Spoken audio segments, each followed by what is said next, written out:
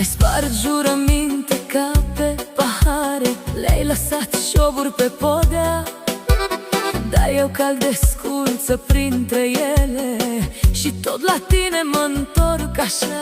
M-ai trădat, știu, nu mă minte nici oglinda, nici perna ta, dar inima mea nu se schimbă, tot aceeași fată sunt a ta.